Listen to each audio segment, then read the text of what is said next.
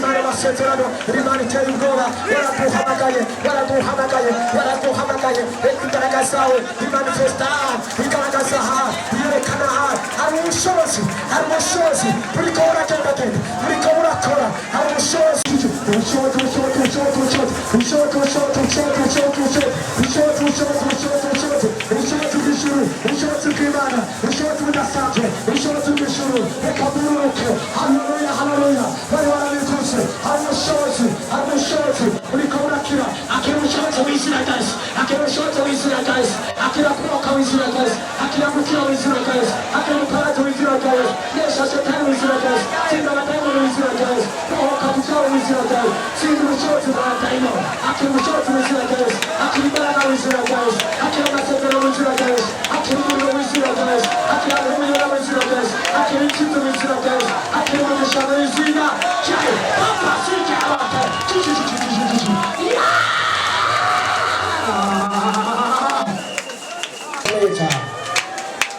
abadayimoni barahuye n'ingorane zikomeye cyane, shetani arahuye n'ingorane zikomeye cyane. Ibyo yadedekeranije byose biracikaguritse, ibyo shetani yari yaraboshe byose biracikaguritse, ibyo abadayimoni bari barakoye ko byose biracikaguritse. Numvise mwemu yeramarira neza yuko Imana ikoze ibitangaza itari bwakore mu buzima bwawe.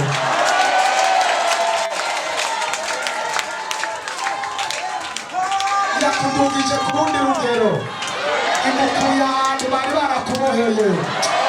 Hari abantu bakize indwara igisaha, hari abantu bakize indwara uyu mwanya, hari abantu bari barwaye bamaze gukira, hari abantu ibyabo byari biboshwe byamaze kubohoka, hari abantu ingendo zari zahagaze zitanguye kubandanya, hari abantu bamaze kwinjira mu masezerano yabo. Kwizera neza tera, haleluya.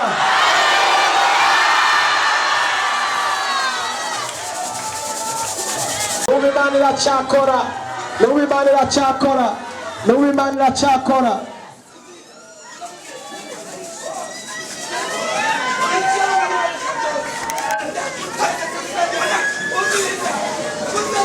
N'ubu Imana iracyakora, iracyarohora ababoshwe, iracyarohora ababoshwe, iracyarohora ababoshwe. Hari ubushobozi buriko burabohora. Imana iracyakora n'ubiri ku kazi, hari ubushobozi buriko burabokora.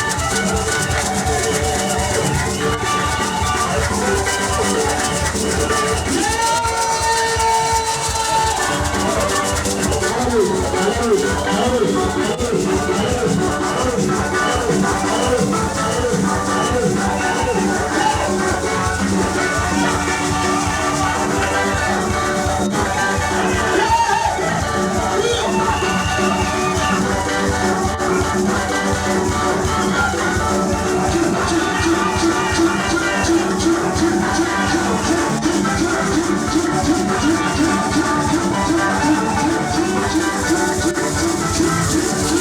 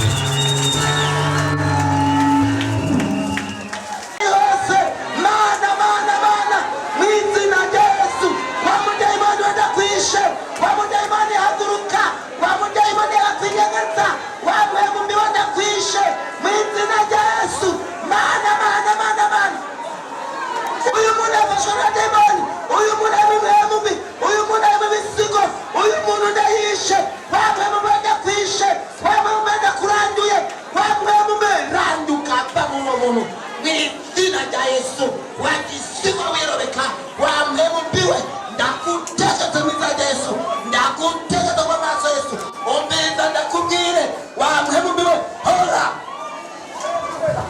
ngo sezera umviriza wamwe mumiwe urahura nibaza ndavuze ngo vamo wamudemoni kumviriza mureke impemu duhure wamwe mumiwe ndagutegetse ngo vamo urasohoka wamwe mumiwe urasohoka sanda ndayibaze wamwe mumiwe urumva wamudemoni urumva wewe uri iki wewe uri iki imbere y'Imana uri iki imbere ya Yesu ndavuze ngo sohoka niko ndagutegetse wabyumvise dayimoni nyawigwangwaza wamwemubiwe urahura n'ikibazo ngomba ndakwicerera mana ndatura twese uwo kujya neza uyu muntu ndateka kimwe biri muri we iki gihe ndayishe ubushobozi bw'Imana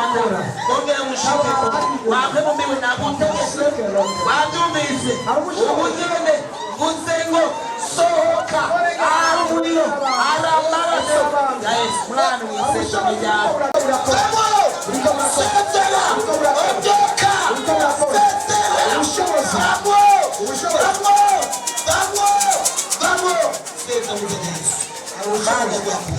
kabisa wamwe mimi umviriza reka kwijya bivanga dayimoni ndagutegetse uragenda ntugenda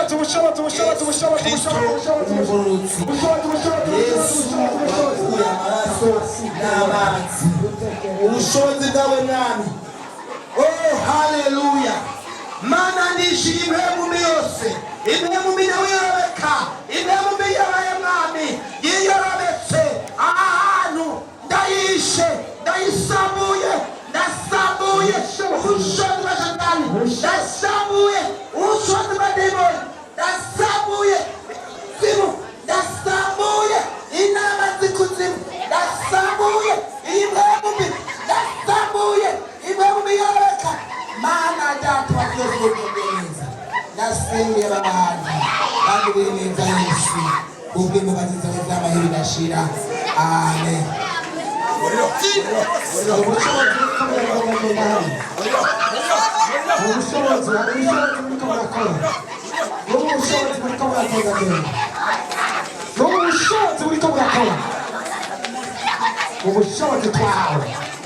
ubushobozi twawe ndagusenda ndayimoni y'amahoro ndategeka umugirire imbaraga kubw'amaraso ya Yesu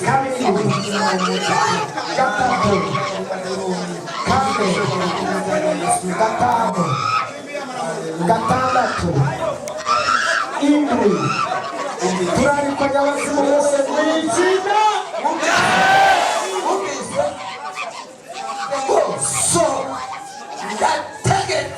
haleluya ndategetse dayimoni soka dayimoni sekera dayimoni ndakwishe dayimoni vamo Yesu nazareti mana ndagushima mbaye ukabihishurira inzoya nico gituma mu bushobozi bw'amaraso kubakwizeye kubisezerano uyu muntu yamubohoye Mana uyu muntu ndamusenge uyu muntu izina rya Yesu yamugire nabi ndamubohoje ndamutabaje kuko wavuze ngo tuzorangiza ibiganza kubarwaye bakiye kandi wavuze kubitangaza n'ibimenyetso bizokwama biboneka kubizera nibi ngo tuzose ni mwami n'abadayimoni n'indwara mwami n'abarwayi nyonko abo bazokira mw'izina rya Yesu turaramutse ibiganza by'umuntu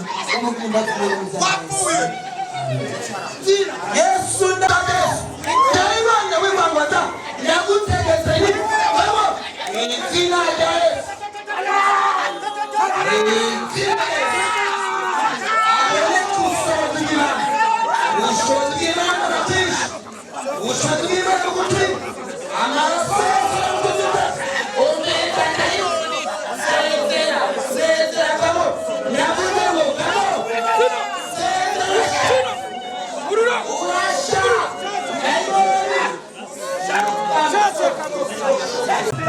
tugushimiye kuri nyinshi kandi ukora ibitangaza n'ibimenyetso mu izina rya Yesu. Imana umuntu yamwotsa atere haleluya.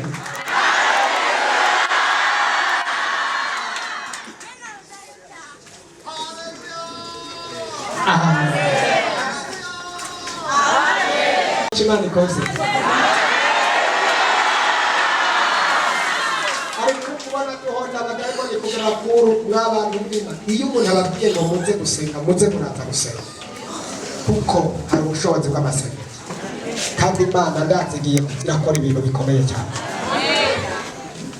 No kuwa gatanu uyu munsi twari dufise porogaramu yo gukoresha usenga mbere bibaye ngombwa tugahanura mu rwego rukomeye, ariko numvise mpemu yera anyemeza yuko dukosora abadayimoni batugoshe.